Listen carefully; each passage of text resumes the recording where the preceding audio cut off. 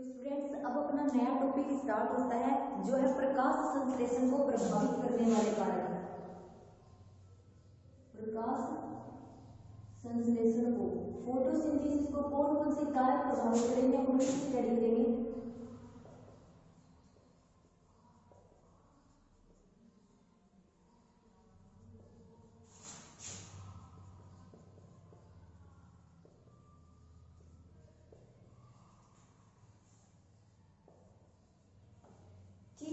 तो अपन देखेंगे फोटोसिंथेसिस जो है, फोटोसिंथेसिस को कौन कौन से फैक्टर इफेक्ट करते हैं, जो जिसमें आंतरिक और बाह्य कारक आएंगे। आंतरिक कारक, बाह्य कारकों में जो भी वातावरणीय कारक आते हैं, अपने लाइट वगैरह, CO2, H2O, ये सब चीजें, इनकी स्टडी करने से पहले अपन दो टॉपिक हैं उनको क्लियर करेंगे, क्योंकि पहले उनका क्लियर होना जरूरी है, फिर अपन इसके ऊपर डिस्कस करेंगे, क्योंकि उसके बाद में अपने को समझ में आएगा कि ये फैक्टर जो होते हैं कैसे इफेक्ट करते हैं। तो अगर अपन बात करें तो इसमें एक संकल्पना है जो सेक्स के द्वारा दी गई थी, सेक्स की प्रधान बिंदु संकल्पना।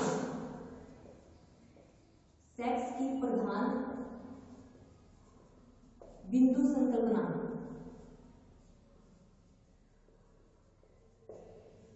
ठीक है।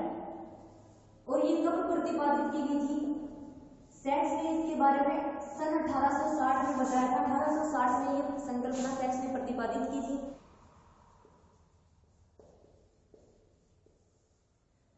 अब अगर अपन बात करें कि इसके अंदर इन्होंने बताया क्या था, इन्होंने बताया था कि कोई भी कारक है, चाहे वो प्रकाश संश्लेषण को प्रभावित कर रहा है या फिर वो किसी अन्य कार्यकी को प्रभावित कर रहा हो, यहाँ पे हम प्रकाश संश्लेषण बढ़ रहे हैं तो यहाँ पे भी अप्लाई होती है ये संकल्पना। बाकी अगर अपन किसी और फिजियोलॉजी की डिस्कस कर रहे हैं, किसी और कार्यकी के बारे में अपन पढ़ रहे हैं, तो वहां पे भी ये वैसे ही सेम टू सेम अपना रोल प्ले करती है। तो इन्होंने ये बताया कि चाहे अपन प्रकाश संश्लेषण की अभिक्रिया की बात कर रहे हो या फिर किसी अन्य कार्यकी का अपन डिस्कस कर रहे हो, तो जो फैक्टर या जो कारक उसको प्रभावित कर रहा है ना, उसके अलग अलग मान होते हैं। 3 मानों के बारे में उसने बताया था, कारकों के 3 मान कौन से होते हैं। तो फर्स्ट मान की अपन बात करें, निम्नतम मान या बिंदु, ओके। सेकंड होता है श्रेष्ठतम मान या अनुकूलतम मान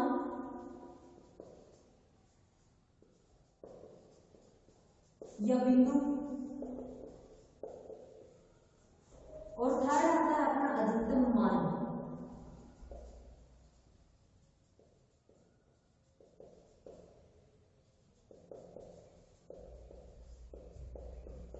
जो फैक्टर प्रभावित कर रहा है, जो कारक प्रभावित कर रहा है, किसी भी जल हो, वाटर हो, H2O या फिर ऑक्सीजन हो अपनी, या फिर प्रकाश हो, कोई भी कारक प्रभावित कर रहा है, इसके 3 मान होते हैं। इन तीनों मानों के बारे में हम डिस्कस करेंगे कि इसमें क्या होता है। अब अगर हम बात करें निम्नतम मान की या बिंदु की, तो इसमें क्या होता है, इसमें कारक की वह मात्रा होती है, कारक का वह मान होता है, कारक का वह न्यूनतम मान होता है जिस पर प्रकाश संश्लेषण की अभिक्रिया स्टार्ट होती है। इस निम्नतम मान पर जब कारक का मान निम्नतम होगा तब क्या होगा, प्रकाश संश्लेषण की अभिक्रिया स्टार्ट होगी। तो देखिए कारक की वह मात्रा, क्योंकि अपन स्टडी किस पर करें, प्रकाश संश्लेषण की, तो यहाँ पे सिर्फ प्रकाश संश्लेषण पर अपना फोकस रहेगा। अगर किसी और चीज की स्टडी कर रहे होते तो प्रकाश संश्लेषण की जगह पर फिर अपन उसके बारे में डिस्कस करते।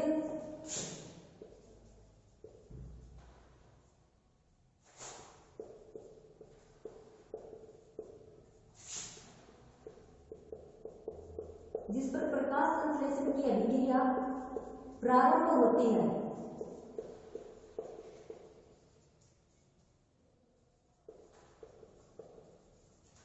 ओके। अब बात करें अपन श्रेष्ठतम मान या अनुकूलतम मान या बिंदु। अनुकूलतम या श्रेष्ठतम मान क्या होता है, वो मान जिस कारक की वह मात्रा जिस पर प्रकाश संश्लेषण की अभिक्रिया जो होती है अधिकतम होती है। श्रेष्ठतम मान और अनुकूलतम मान तो वही होगा, मान लीजिए कोई भी कारक है, चाहे वो टेम्परेचर ही क्यों ना हो, प्रकाश हो या फिर अपनी CO2 की मात्रा हो, कोई भी कारक हो, कारक की वह मात्रा जिसके ऊपर प्रकाश संश्लेषण अपनी अधिकतम, प्रकाश संश्लेषण का मान अधिकतम हो, तो वो श्रेष्ठतम मान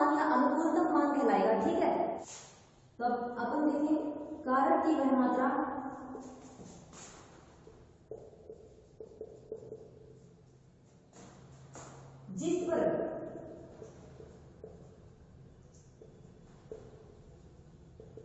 प्रकाश संश्लेषण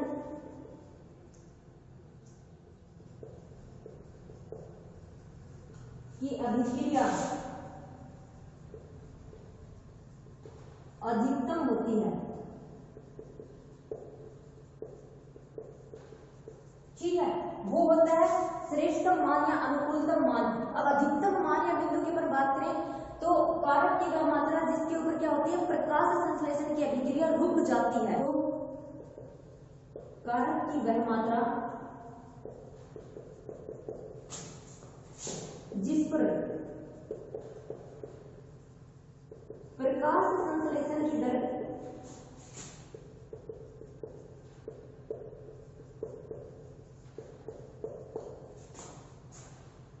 रुक जाती है, वो अधिकतम मान या अधिकतम बिंदु होगा। ठीक है, सेक्स की प्रधान बिंदु संकल्पना में सेक्स ने सन 1860 में एक बात बताई थी कि किसी भी प्रकाश संश्लेषण हो या फिर कोई भी कार्यकी हो जो उसको कोई भी फैक्टर या कारक प्रभावित कर रहे हैं तो उसके 3 मान होते हैं। 3 मान कौन से? पहला होता है न्यूनतम मान या बिंदु, जिसमें उन्होंने बताया था कि कारक की वह मात्रा जिसमें प्रकाश संश्लेषण की जो अभिक्रिया होती है वो प्रारंभ होती है। दूसरा होता है श्रेष्ठतम मान या अनुकूलतम मान, कारक की वह मात्रा जिस पर क्या हो रहा है, प्रकाश संश्लेषण की जो दर है वो अधिकतम होती है। तीसरा होता है अधिकतम मान या बिंदु, कारक की वह मात्रा जिस पर प्रकाश संश्लेषण की दर रुक जाती है। ये तीनों जो थी सेक्स ने अपनी बिंदु संकल्पना में बताई थी। अब आगे अपन बात करेंगे सीमाकारी नियम। जो सीमाकारी सिद्धांत जो था, ब्लैकमैन का सीमाकारी सिद्धांत, वो क्या कहता है?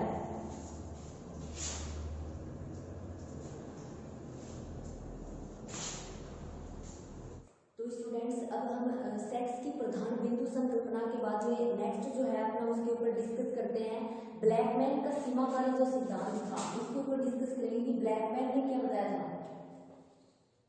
ब्लैकमैन का सीमाकारी सिद्धांत,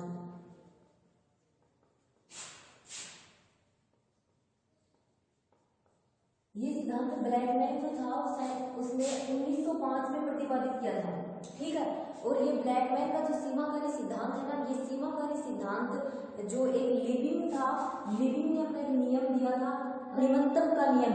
उस निमंत्रण के नियम का मॉडिफाइड रूप था, उसका रूपांतरित रूप था ब्लैकमैन ने जो सीमाकारी सिद्धांत दिया था वो। ब्लैकमैन का जो ये सीमाकारी सिद्धांत था ना, इसमें ब्लैकमैन ने क्या बताया, इस सिद्धांत में ये बताया कि कोई भी प्रक्रिया है और वो प्रक्रिया कई कारकों पर निर्भर करती है। ठीक है, कोई प्रक्रिया है वो कई कारकों पर निर्भर कर रही है, तो अमुक समय में वो प्रक्रिया उस कारक पर निर्भर करेगी जो कम मात्रा में उपस्थित होता है, जो सीमित मात्रा में उपस्थित होता है। इसी को ब्लैकमैन का जो सीमाकारी सिद्धांत होता है वो होते हैं, मतलब कोई प्रक्रिया है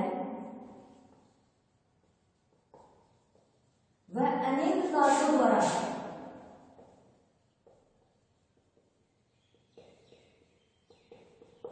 प्रभावित होती है।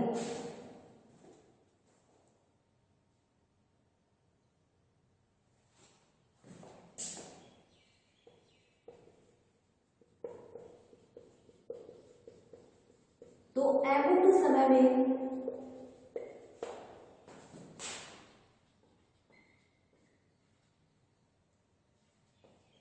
वह अभिक्रिया उस कारक पर निर्भर करेगी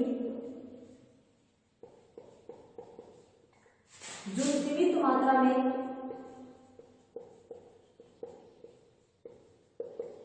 उपस्थित होता है। ठीक है, कोई भी प्रक्रिया है वो अनेक कारकों पर निर्भर करती है, तो अनेक समय में वो अभिक्रिया किस कारक पर निर्भर करेगी, जो सीमित मात्रा में उपस्थित है, जो कम मात्रा में उपस्थित है। अब इस चीज को अपन अगर प्रकाश संश्लेषण के ऊपर स्टडी कर रहे हैं, अपन फोटोसिंथेसिस ही तो पढ़ रहे हैं, तो उस फोटोसिंथेसिस के ऊपर अपन इस लॉ को अप्लाई करके देखें तो क्या है कि जो प्रकाश संश्लेषण है, प्रकाश संश्लेषण अनेक कारकों द्वारा प्रभावित होता है, जैसे O2, CO2, प्रकाश और जल, तापमान, ये अनेक कारक होते हैं जो प्रकाश संश्लेषण को प्रभावित करते हैं। ठीक है, अब इसमें मान लीजिए अपन CO2 और प्रकाश ले लेते हैं। ठीक है, CO2 और प्रकाश। अब प्लांट को क्या हो रहा है, प्लांट को प्रॉपर मात्रा में प्रकाश मिल रहा है, ठीक है। प्रकाश की अवेलेबिलिटी जो है वो काफी मात्रा में है, लेकिन CO2 बहुत कम मात्रा में अवेलेबल है। तो प्लांट अब किस पर निर्भर करेगा? जो सीमित मात्रा में, अब प्रकाश संश्लेषण की जो दर है वो किस पर निर्भर करेगी? जो सीमित मात्रा में उपस्थित है, मतलब CO2 पर निर्भर करेगी प्रकाश संश्लेषण की दर, क्योंकि ये सीमित मात्रा में अवेलेबल है, प्रकाश अपने पास प्रॉपर मिल रहा है प्लांट को। तो प्रकाश संश्लेषण की जो दर है, प्रकाश की मात्रा बढ़ाने पर या फिर बढ़ाने के ऊपर जो प्रकाश संश्लेषण की जो दर होती है उसके ऊपर कोई प्रभाव नहीं पड़ता। लेकिन जैसे जैसे अपने पास ये CO2 सीमित मात्रा में है तो इसके ऊपर प्रकाश संश्लेषण की जो दर है वो क्या हो रही है? इससे प्रभावित हो रही है। तो जैसे जैसे अपन CO2 की मात्रा में वृद्धि करते हैं वैसे वैसे क्या होता है? वैसे वैसे प्रकाश संश्लेषण की दर में वृद्धि होती है, वो भी एक निश्चित सीमा तक, जहां तक प्लांट को CO2 मिलनी चाहिए ना वहां तक। अगर ये दोनों ही सीमाकारी कारक बन जाते हैं तो तब जो प्रकाश संश्लेषण की जो दर होती है वो उस कारक पर निर्भर करेगी जो ज्यादा मात्रा में, जो ज्यादा सीमित मात्रा में होता है। ठीक है, ये तो था अपना ब्रैगमैन का सीमाकारी सिद्धांत। अब अपन आगे बात करेंगे जो प्रकाश संश्लेषण जो है उस प्रकाश संश्लेषण को प्रभावित करने वाले कौन कौन से कारक जो है वो आंतरिक है और कौन कौन से कारक है वो बाह्य कारक है। अपन डिस्कस करेंगे प्रकाश संश्लेषण को प्रभावित करने वाले कारक।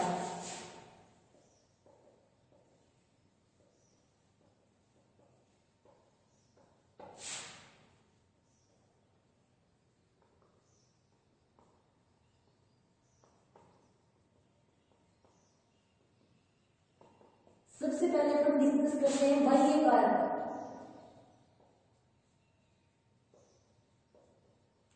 कौन कौन से बाह्य कारक होते हैं जो प्रकाश संश्लेषण की दर को प्रभावित करते हैं उनके बारे में डिस्कस करेंगे। तो बाह्य कारक कौन से हैं? जो वातावरणीय कारक आते हैं वो आते हैं जैसे CO2 हो गई, वाटर हो गया, H2O, ऑक्सीजन हो गई, प्रकाश हो गया, तापमान हो गया। तो ये सारे के सारे बाह्य कारक होते हैं जो मतलब प्रभावित करते हैं प्रकाश संश्लेषण की दर को, जिसमें फर्स्ट अपन बात करेंगे प्रकाश, सेकंड है अपना CO2, जल, O2 और तापमान। ये कारक कैसे प्रभावित करते हैं? तो सबसे पहले अपन बात करें प्रकाश की। प्रकाश जो होता है वो प्रकाश संश्लेषण की दर को कैसे प्रभावित करता है? तो प्रकाश संश्लेषण की जो अभिक्रिया होती है वो प्रकाश संश्लेषण की अभिक्रिया प्रकाश वर्णक्रम के दृश्यमान भाग में संपन्न होगी। प्रकाश संश्लेषण की अभिक्रिया कहाँ संपन्न होगी? प्रकाश वर्णक्रम के दृश्यमान भाग में संपन्न होगी, जिसका मान क्या होता है? 400 nm से 700 nm। ठीक है, इस मान के ऊपर क्या होगा? प्रकाश संश्लेषण की जो दर है, प्रकाश संश्लेषण की जो क्रिया है वो कंप्लीट होगी, जिसे अपन क्या बोलते हैं? इसको अपन PAR भी बोलते हैं। ठीक है, PAR मतलब फोटोसिंथेटिकली एक्टिव रेडिएशन। PAR का मतलब फोटोसिंथेटिकली एक्टिव रेडिएशन, मतलब प्रकाश संश्लेषीय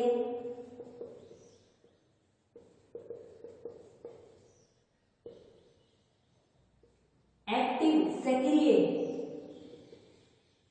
रेडिएशन, विकिरण।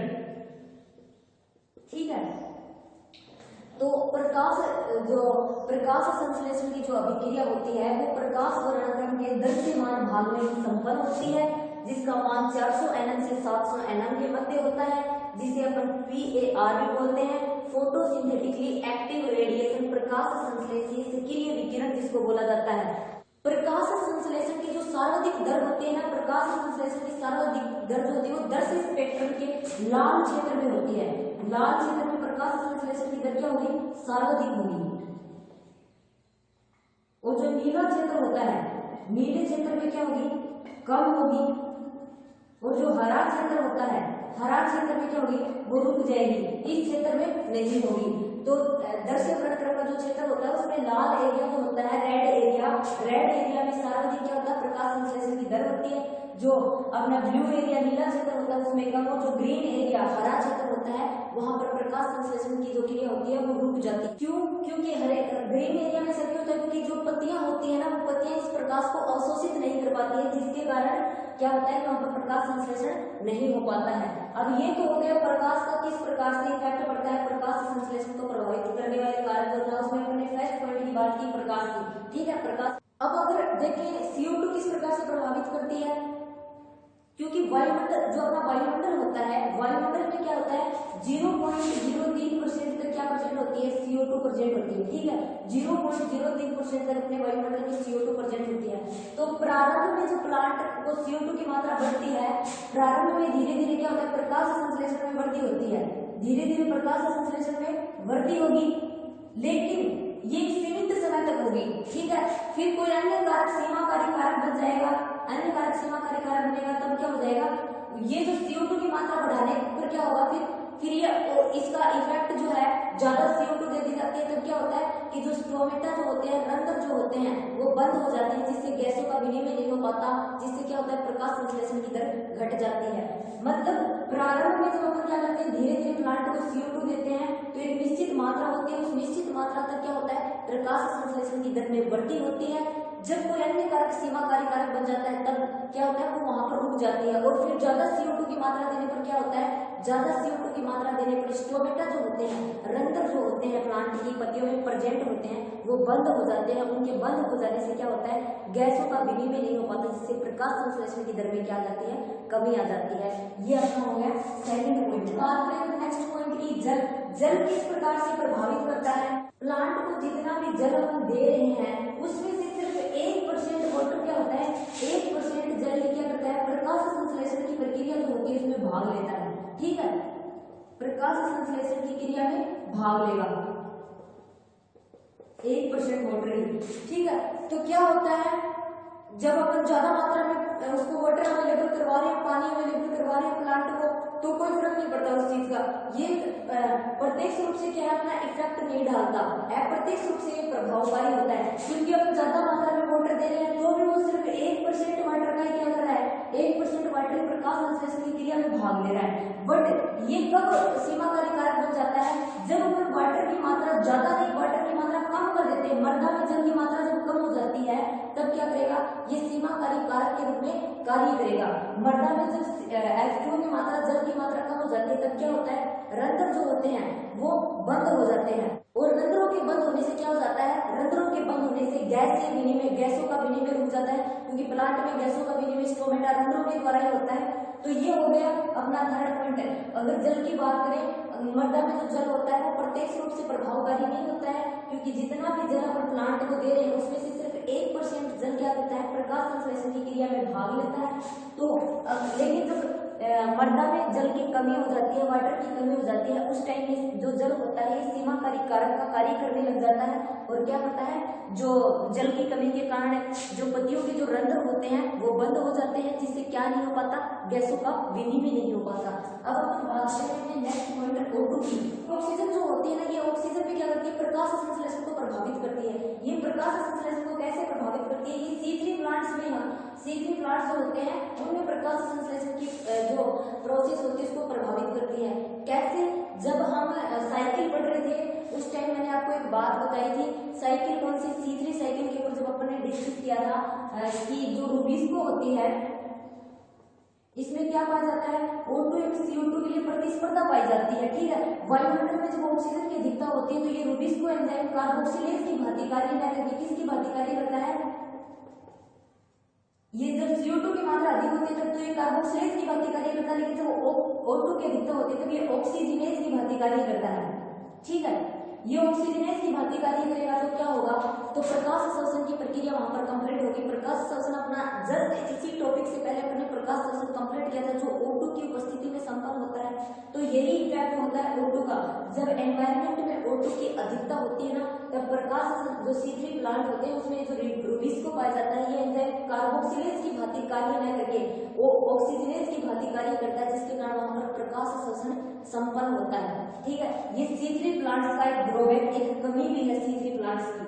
अब अपन बात करते हैं नेक्स्ट, टेम्परेचर किस प्रकार से प्रभावित करता है प्रकाश संश्लेषण की दर को। टेम्परेचर में देखें तो अलग अलग प्लांट्स होते हैं जो अलग अलग एरिया में पाए जाते हैं, तो अलग अलग एरिया पर टेम्परेचर का इफेक्ट अलग अलग होता है। कैसे, जैसे कुछ कोनिफर्स या फिर कुछ बिल्कुल ठंडे एरिया में पाए जाने वाले प्लांट्स होते हैं वो 35 डिग्री सेल्सियस टेम्परेचर पर भी क्या कर लेते हैं आसानी से ग्रो हो जाते हैं। और मरुभूमि उत्पादक जहाँ पे गर्मी बहुत ज्यादा पड़ती है वहां पे क्या होता है जो प्लांट होते हैं वो लगभग डिग्री सेल्सियस टेम्परेचर पर भी ग्रो करते हैं, वहां पर भी प्रकाश संश्लेषण की प्रोसेस जो होती है वो कंप्लीट होती है। कुछ गर्म सेवालें होती है जो 75 डिग्री सेल्सियस टेम्परेचर तक वहां पर फोटोसिंथेसिस होता है, प्रकाश संश्लेषण की जो अभिक्रिया होती है वो इनमें संपन्न होती है। बट और अगर अपन सामान्य टेम्परेचर की बात करें, सामान्य जो पादप होते हैं वो 10 डिग्री सेल्सियस से 35 डिग्री सेल्सियस तक क्या करते हैं, ग्रो करते हैं। 10 डिग्री सेल्सियस से 35 डिग्री सेल्सियस तक उनको टेम्परेचर दिया जाता है, तो धीरे धीरे क्या होता है, प्रकाश संश्लेषण की दर में वृद्धि होती है। कैसे, अगर 10 से अपन उसको 15 डिग्री सेल्सियस टेम्परेचर देंगे तो प्रकाश संश्लेषण की दर उसमें वृद्धि आएगी। फिर अपन 20 से 25 करेंगे तो प्रकाश संश्लेषण की दर में और वृद्धि आएगी। 25 से फिर 30 करेंगे तो प्रकाश संश्लेषण की दर में और ज्यादा वृद्धि आएगी। 35 डिग्री सेल्सियस टेम्परेचर तक क्या होगा, प्रकाश संश्लेषण की जो दर होती है उसमें वृद्धि होती है। ठीक है, बट क्या होता है, इससे ज्यादा टेम्परेचर देने पर क्या हो जाता है, जो प्रकाश संश्लेषी जो एंजाइम होते हैं ना, वो एंजाइम क्या हो जाते हैं, विकृत होना स्टार्ट हो जाते हैं, जिससे प्रकाश संश्लेषण की जो दर होती है ज्यादा टेम्परेचर पर क्या होने लगती है, कम होने लगती है। ठीक है, एक नॉर्मल टेम्परेचर होता है प्लांट्स का भी प्रकाश संश्लेषण के लिए, मान लीजिए 35 डिग्री सेल्सियस टेम्परेचर है उनका, तो अपन 35 डिग्री सेल्सियस तक वो टेम्परेचर दे रहे हैं तब तो प्रकाश संश्लेषण में वृद्धि होगी। लेकिन इससे ज्यादा टेम्परेचर अगर अपन प्लांट्स को दे रहे हैं तो क्या होगा, प्रकाश संश्लेषण की दर में कमी होगी, क्योंकि प्रकाश संश्लेषी एंजाइम जो होते हैं वो विकृत होना स्टार्ट हो जाते हैं। सीक्रेट चक्र की अगर बात करें तो सीक्रेट चक्र में ये रूबिस्को जो एंजाइम होता है, रूबिस्को एंजाइम ज्यादा, अगर C3 प्लांट को अपन आवश्यकता से ज्यादा टेम्परेचर दे रहे हैं, उसके नॉर्मल टेम्परेचर से ज्यादा टेम्परेचर अगर C3 प्लांट्स को देते हैं, तब क्या होता है, रूबिस्को एंजाइम की CO2 से बंधुता कम हो जाती है, बंधुता घट जाती है। तो इस प्रकार से क्या होता है, टेम्परेचर जो होता है वो अपना इफेक्ट डालता है प्लांट के ऊपर। ये तो हो गए अपने बाह्य कारक। अब अपन डिस्कस करेंगे आंतरिक कारक कौन कौन से होते हैं।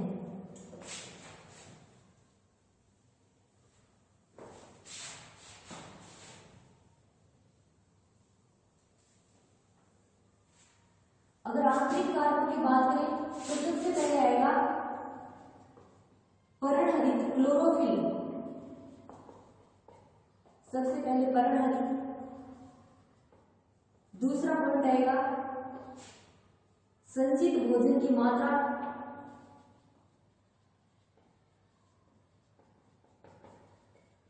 और तीसरा पॉइंट आएगा पत्ती की आंतरिक संरचना।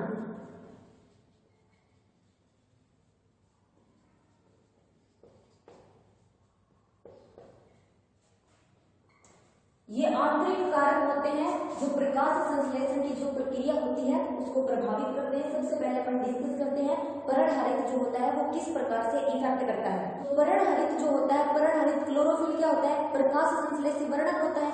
जो ये पर्णहरित क्लोरोफिल होता है ये प्रकाश संश्लेषी वर्णक होता है। कार्य क्या करता है, जो प्रकाशिक ऊर्जा होती है, प्रकाशिक ऊर्जा को किसमें, रासायनिक ऊर्जा में चेंज करता है। यही काम तो करता है सूर्य से आने वाली प्रकाश ऊर्जा को किसमें चेंज करता है, रासायनिक ऊर्जा में। क्या होता है, ये प्रकाश संश्लेषी वर्णक होता है, जिसकी वजह से क्या होता है, अगर पर्णहरित जो क्लोरोफिल होती है उसकी संख्या में अपन वृद्धि करते हैं तो क्या होगा, तो प्रकाश संश्लेषण की दर में भी वृद्धि होगी, क्योंकि यही वो वर्णक होता है जो प्रकाशिक ऊर्जा को रासायनिक ऊर्जा में चेंज करता है। तो पर्णहरित की संख्या में वृद्धि होने से क्या होता है, प्रकाश संश्लेषण की जो दर होती है उसमें वृद्धि होती है। अब अपन बात करते हैं नेक्स्ट पॉइंट की, संचित भोजन की मात्रा। तो क्या होता है, प्रकाश संश्लेषण की जो प्रोसेस होती है, तो प्रकाश संश्लेषी उत्पादों का पादप की जो सेल्स होती है, पादप की कोशिकाओं में क्या होता है, पादप की कोशिकाओं में प्रकाश संश्लेषी उत्पादों का संचय होता है। प्रकाश संश्लेषी उत्पादों का संचय होगा।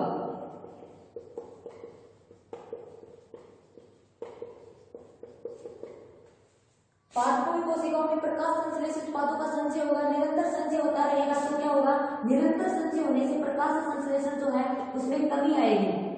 ठीक है, निरंतर संचय से प्रकाश संश्लेषण में कमी आएगी। लेकिन जब ये जो उत्पाद होते हैं प्रकाश संश्लेषी जो उत्पाद है, इनका स्थानांतरण जो प्लांट के किसी अन्य पार्ट में हो जाता है, प्लांट के किसी अन्य भाग में होने लगता है, तब क्या होता है, तब वापस से क्या होगा, प्रकाश संश्लेषण की जो दर है उसमें वृद्धि होना स्टार्ट हो जाएगी। तो संचित भोजन की मात्रा कैसे प्रभावित करती है, पादप की कोशिकाओं में प्रकाश संश्लेषी उत्पाद संचित होने लगते हैं, जिसकी वजह से क्या होता है, जिसकी वजह से प्रकाश संश्लेषण की दर कम होने लगती है। इन्हीं उत्पादों का स्थानांतरण अगर पादप की अन्य कोशिकाओं कक्षाओं में हो जाता है, तब क्या होता है, तब प्रकाश संश्लेषण की जो दर है उसमें वापस से बढ़ोतरी होना शुरू हो जाती है। अब अपन बात करते हैं ये जो अपनी पत्ती होती है इसकी आंतरिक संरचना किस प्रकार से प्रकाश संश्लेषण को प्रभावित करती है। तो मैनली इस पत्ती जो होती है उसके अपन स्ट्रक्चर की बात करें तो उसमें क्या पाए जाते हैं, रंध्र पाए जाते हैं। अगर पत्तियों में रंध्रों की संख्या अधिक होगी तब क्या होगा, पत्तियों में रंध्रों की संख्या अधिक होगी और अधिक समय तक वो खुले रहेंगे तब क्या होगा, गैसों का विनिमय जो है वो ज्यादा होगा। गैसों का विनिमय ज्यादा होगा तब क्या होगा, प्रकाश संश्लेषण की जो दर है उसमें वृद्धि होगी। ठीक है, ये तो हो गया अपना जो अपने प्रकाश संश्लेषण की जो ये आंतरिक कारक थी किस प्रकार से उसको प्रभावित करते हैं। तो यहाँ पे अपना फोटोसिंथेसिस जो है वो कंप्लीट हो जाता है। तो स्टूडेंट्स यहाँ पर अपनी फोटोसिंथेसिस जो थी उसकी पूरी की पूरी प्रोसेस कंप्लीट हो जाती है। क्या अपन ने स्टार्ट किया था कि इसकी डेफिनेशन से प्रकाश संश्लेषण क्या होता है, उसकी डेफिनेशन से अपन ने स्टार्ट किया था। फिर अपन ने उसके बारे में पढ़ा था कि उसकी जो एरिया होते हैं, कहाँ पे प्रकाश संश्लेषण जो होता है कंप्लीट होता है, उसमें कौन कौन से वर्णक भाग लेते हैं, प्रकाश संश्लेषण की जो अभिक्रिया होती है वो कितने चरणों में कंप्लीट होती है, प्रकाशिक अभिक्रिया, अप्रकाशिक अभिक्रिया अपन ने पढ़ा था।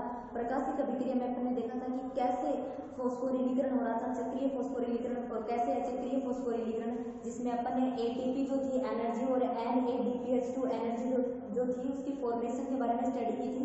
अपना जो नेक्स्ट जो था उसमें अपन ने अपचयन पढ़ा था H2O का, जिससे किस प्रकार से जो शर्करा का फॉर्मेशन हो रहा है H2O के फॉर्मेशन से। उसके बाद में जितनी भी साइकिल थी अपनी अप्रकाशिक अभिक्रिया में अपन ने डिस्कस किया था C3 साइकिल, C4 साइकिल, जो अम्ल उपापचय चक्र था उसके बारे में।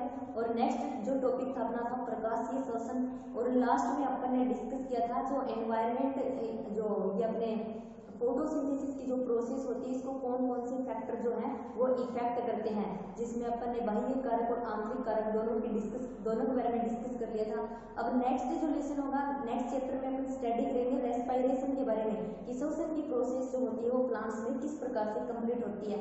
तो मगर आपको बताऊं कि जो अपना रेस्पिरेशन का जो पार्ट है, एक अपना ये फोटोसिंथेसिस का ये पार्ट है और 2-3 ये पार्ट है, तो आप इनके साथ साथ में स्टडी करते रहना, क्योंकि ये थोड़े केमिस्ट्री बेस्ड जो है चैप्टर है, तो आपकी केमिस्ट्री थोड़ी स्ट्रॉन्ग होनी चाहिए। काफ़ी ज़्यादा रिएक्शन चल रही है, आपको पता होना चाहिए कि कौन सी रिएक्शन में कौन से एंजाइम भाग ले रहे हैं, कौन सा प्रोडक्ट का फॉर्मेशन हो रहा है। जो अपना नेक्स्ट जो चैप्टर होगा रेस्पिरेशन श्वसन, उसके अंदर भी यही साइकिल चलेगी, क्रेब्स साइकिल, ग्लाइकोलाइसिस साइकिल, जिसके अंदर आपको पूरी की पूरी रिएक्शन जो है अभिक्रिया जो हमको याद रखना पड़ेगा।